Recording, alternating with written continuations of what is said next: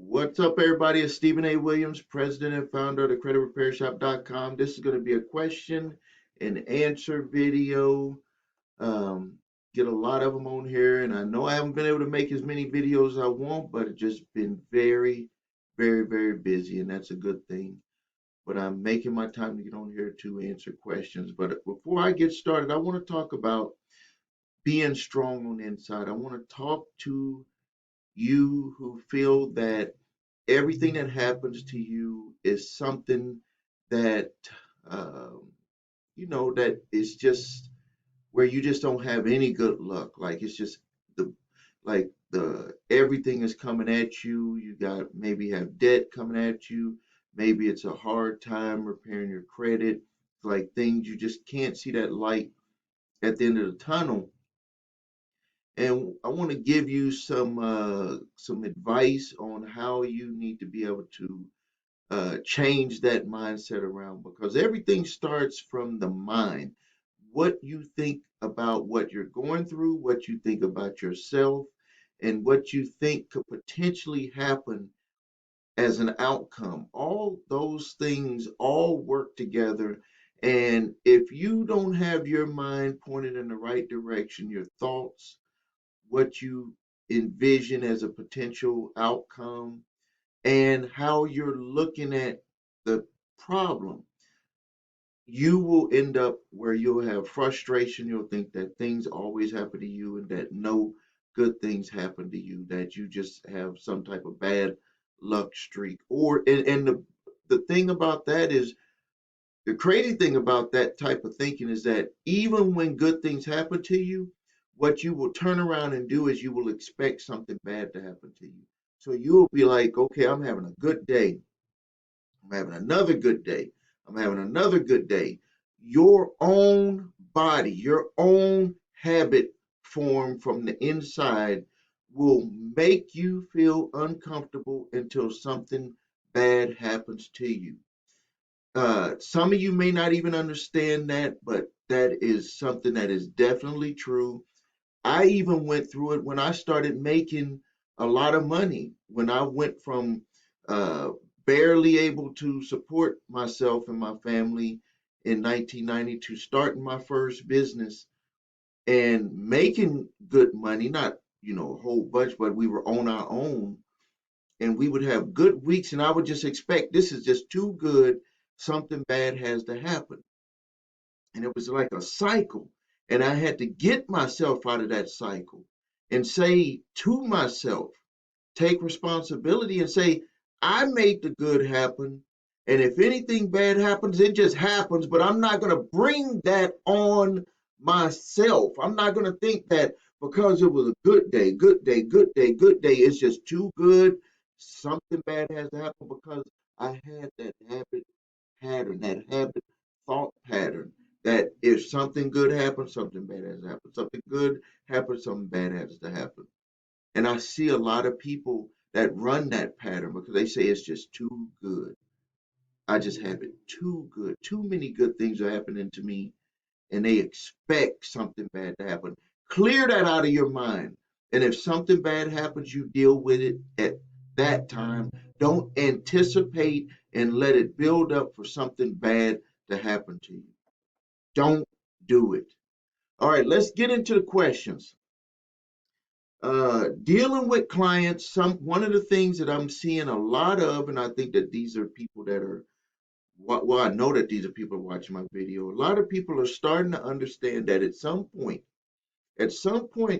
some credit repair processes will deal with a settlement phase. And we seem to have gotten that message across to a lot of people, because now people are understanding that the process is, first validate you validate the debt to see who owns it. If it's a debt collector, do you own it? Did another debt collector own it? Are you assigned or hired by the original creditor? Where are you in this picture, so I can know how I have to proceed? And then you go through that validation process. You see what it is. You evaluate what they give you. And if you feel that it is something that you have to pay, and this is after checking statute of limitations, this is after checking everything that they have to give you to prove a full validation. Then the next phase would be to go to a settlement phase for that account. And from what I'm seeing right now, the market is very good because we're starting to see that there's a 20 to 25% uh, uh, this 20 to 25% is what accounts are being settled for. Just less than a year ago, you couldn't get 50%. I mean, you would barely get 50%. They were trying to be 50 to 75% on settling outstanding accounts. And so now what we're seeing is like just a huge spike of where customers are ready to deal with it, because what's going to happen is that these customers, when they go ahead and say, okay, you work to a certain point, and now to be able to move forward, we're going to have to go into that settlement phase, and let's get these percentages down on what we can settle these for so you can move forward. This is the A to Z that I talk about all the time with credit repair, is that my company and any credit repair company, not just my company, must be willing to take you from A to Z, and Z is a settlement phase to get things done. And the way we do it is we would just reach out, and then once the agreement is made, we have the client make that payment arrangement. They get a letter saying that everything is done. Uh, Most settlements have to be done within 10 days, because let me tell you the reason why. There's a psychology behind settlements. Number one, when when you're doing a settlement, you're actually selling a company on taking a discount. Like that's a part of it that a lot of people don't even understand. It's like they're like you're just like contacting them and you're saying, "Hey, I want to do settlement on an account. You're trying to come after me for $10,000. I want to try to settle that for $2,000." Like if you think that that's how the conversation goes, no. It might go with one that's been sitting out there for a long, long, long time, that's just not past statute of limitations and is getting close to statute of limitations, and they have to cut a deal because after a certain point you're not even gonna have to pay it, or they know that they've looked inside of your credit reports and they say this person is most likely not going to be able to pay that $10,000. 99% of the time, the debt collectors are not going to try to budge. They're going to want to have a story so they can save face on you not paying $10,000. And the way you do that is you have to sell them. Like this is like if you watch those movies out there, the Wolf of Wall Street, or Wall Street, that movie, or any type of movie that had to do with salespeople.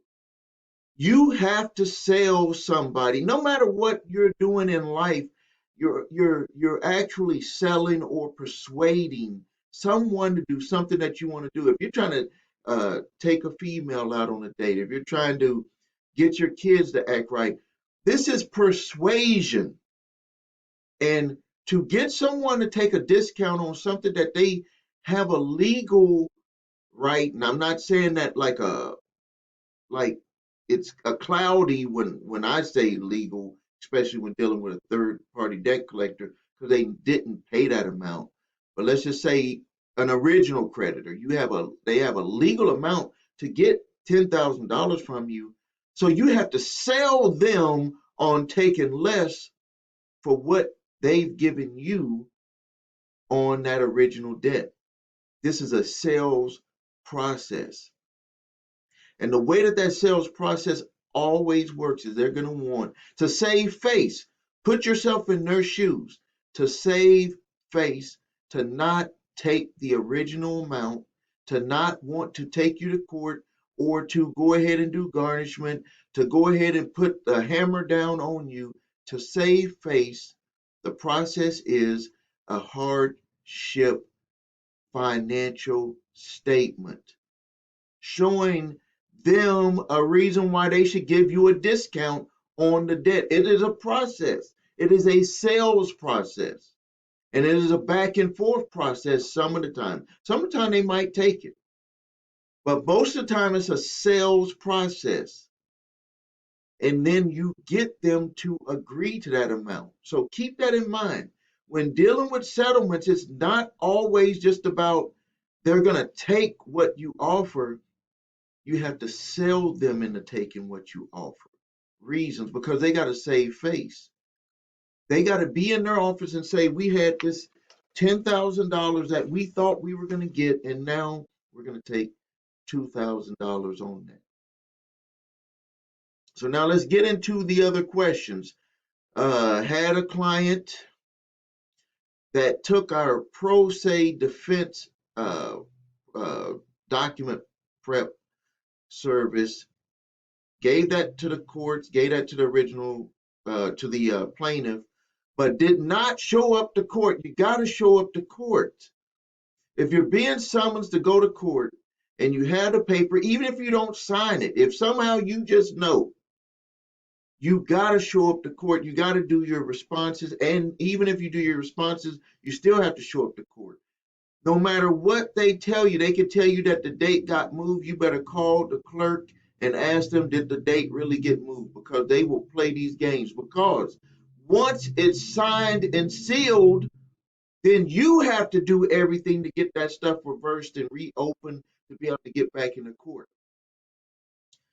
So if you miss your court date, and they get a default judgment against you, you have a certain period of time that you can ask to get it reopened. You have to contact your clerk, whoever was handling your particular case, and ask them, how do you reopen? And they're going to ask the reason why you didn't make it. And they may not allow you to reopen it. They may not allow you to reopen it because you're going to have to sell them on why you were not able to make it. It better be a good reason. You better be prepared to give a good reason. You better think about it. And some of them won't accept that you forgot. Some of them will not accept that you forgot. Because if they always did that, then no, you could forget and say, I want to reopen. And the original, plaintiff can say, I forgot, and then they can reopen. That's why they have those dates. So you got to be there, and they're going to make decisions on those dates.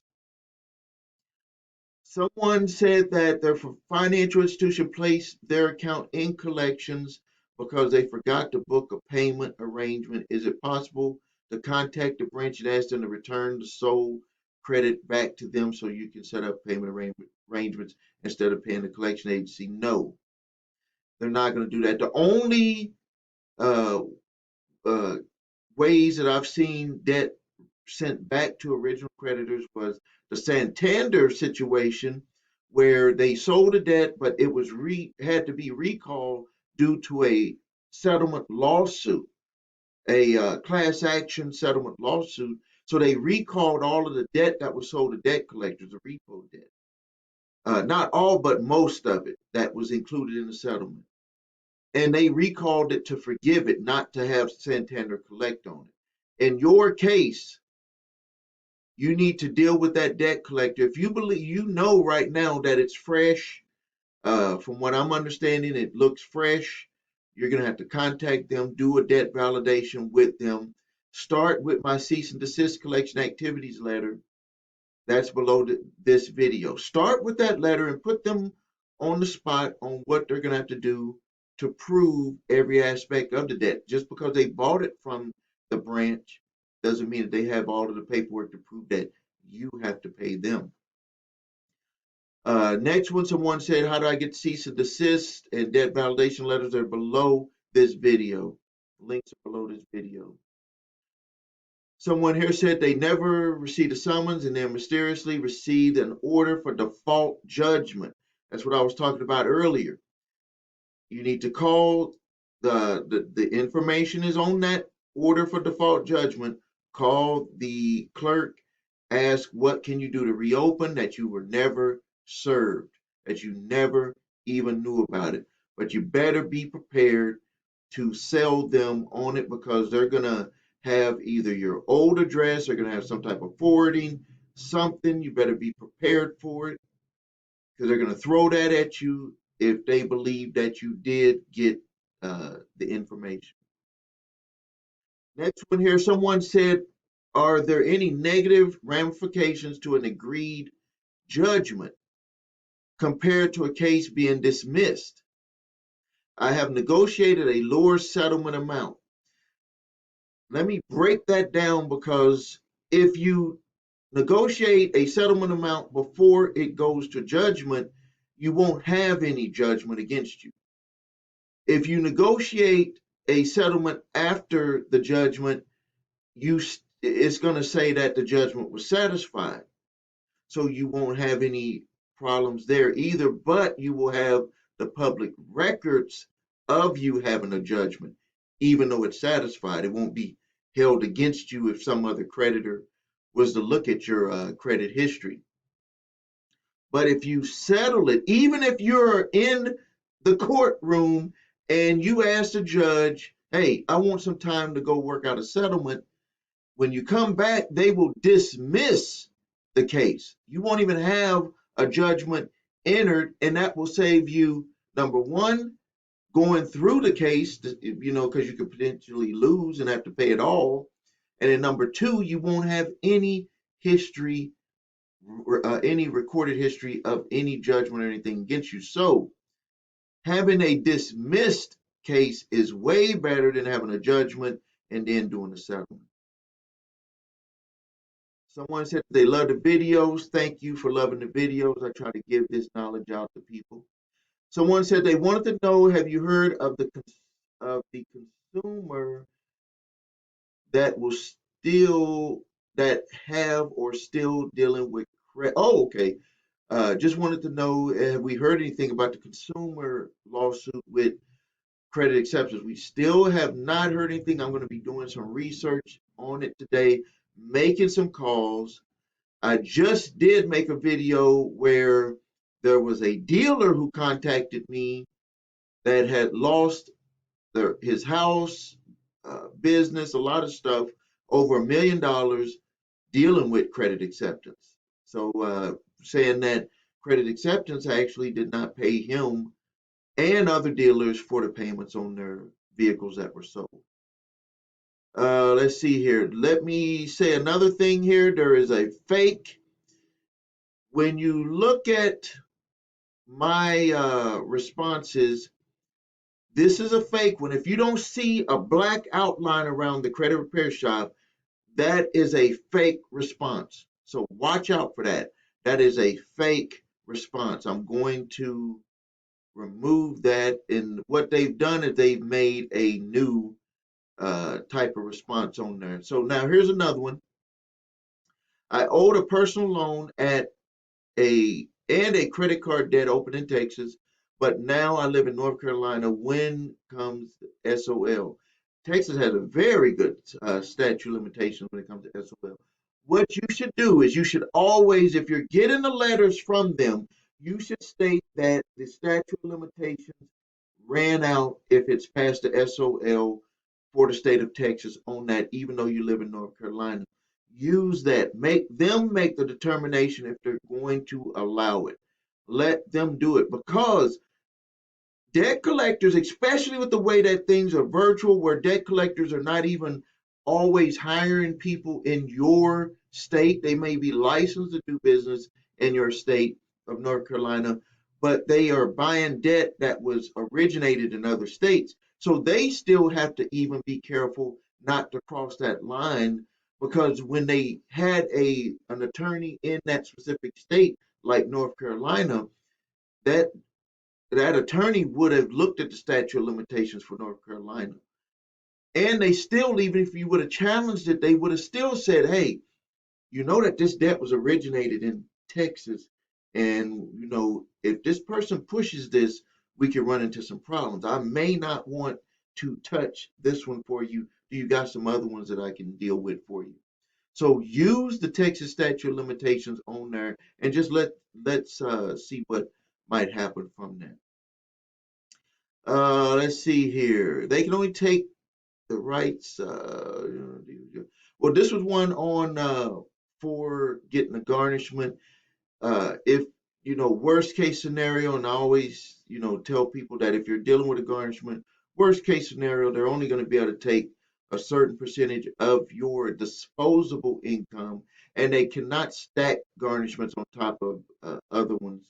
I have some employees with one of my other companies that have garnishments, multiple garnishments, and there's like one individual has two garnishments that are waiting on the other garnishment to finish off, which is going to take a number of years. So, uh, you know, some of the times with those companies, you could say, "Hey, I got all these garnishments that I'm paying on the garnishment that's going to take some years.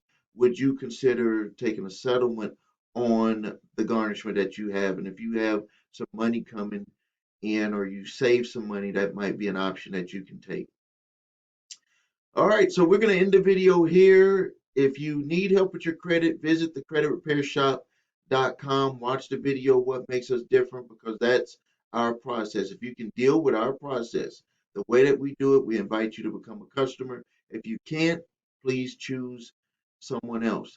If you need your credit reports and scores, please go to the website, your3scores.com, and keep that monitoring service, because that is like gasoline to keep you fueled on what's going on with your credit, with everything. With everything. We just had a client yesterday where he has the monitoring service that we told him to get, and there was information on there that was not on one of the free reports that he was looking at, and that one piece of information was an address that was put in there by the debt collector by mistake. That by having that single mistake, where we were able to point it out to the bureaus, was able to get that information removed off of his credit reports, because there was um, no way for us to follow up with that company, because they had incorrect information about themselves, the furnisher, on his credit reports. You're not going to get that information from the free credit report places. You're going to get it from the one that we help provide for you. The other one is, if you need the cease and desist collection activities letters, you need the statute of limitations letter or the debt validation letter, or you can get all three, so you can have your ammunition ready for any debt collector that is coming after you now and any that you might anticipate coming after you in the future. Get those letters so you can be prepared on having some type of ammunition on fighting against debt collectors.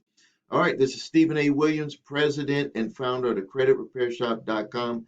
Thank you, and until next time.